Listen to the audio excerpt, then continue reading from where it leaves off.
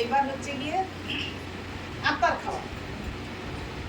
সবাই তো আত্মার খাওয়া সম্পর্কে আমরা সবাই বুঝেছি, একই কথা বারবার বলে সময় নষ্ট করে না। তবে ঊর্ধ্ব থেকে শক্তি পেতে পেতে এসেছি আমরা সবাই।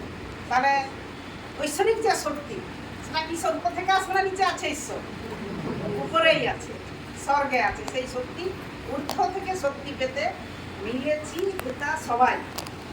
সেই শক্তিটা কি না, বললা দাও তোমরা পিতার বচনে, পিতা গুরু এসেছি আর আমাদের স্মরণ। তাহলে পিতা গুরুকে যদি স্মরণ করতে হয়, তার স্মরণটা আমরা কিসে দেবো না, ভজন সাক্ষী বচন হিতে মালা গেঁথেছে। তাহলে এই ভজন সাক্ষী আর বচন এইগুলো দিয়ে তোমরা ঈশ্বরকে স্মরণ করতে আসছি নাকি? প্রথমে তো ভজন, তারপরে সাক্ষী, তারপরে বচন। তাহলে বিভিন্ন ধরনের সাক্ষী, বিভিন্ন ধরনের বচন আমরা প্রত্যেকে ভাই বোন কি সবাই মিলে মানে মণ্ডলীটাকে কি সক্রিয় রাখছি, চলমান করে রাখছি। কেন না, ঊর্ধ্ব থেকে শক্তি পাওয়ার জন্য। সবাই আমরা ঈশ্বরকে স্মরণ করার জন্য আজ এই মণ্ডলীর মধ্যে আমাদের উপস্থিত।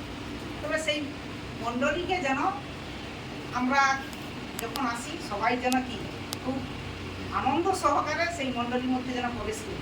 কেউ যেন আমরা ধুনা মোনা পিতার কাছে যাচ্ছি, কেউ যেন অনেকে আহত ঘটে অল্পই মনোনীত পাছে সেরূপ দশা ঘটে প্রদীপ রাখো প্রজ্বলিত। তারপরে অনেকে আহত, অনেকে আসছে অনেক রকম কথা ভেবেই আসছে, কিন্তু পরমেশ্বর পিতার কাছে মনোনীত লোক আছে গুটি করে।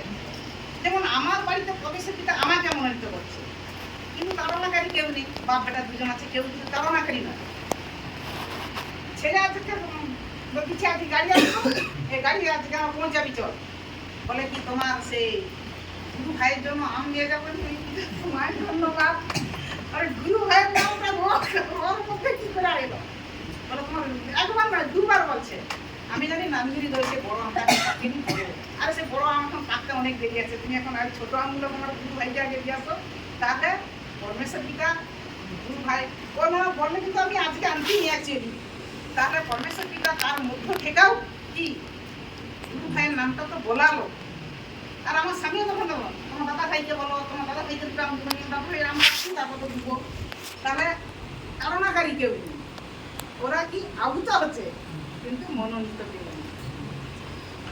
তবে সর্বদাই যেন কি আমরা ঈশ্বরের শরণাপন্ন।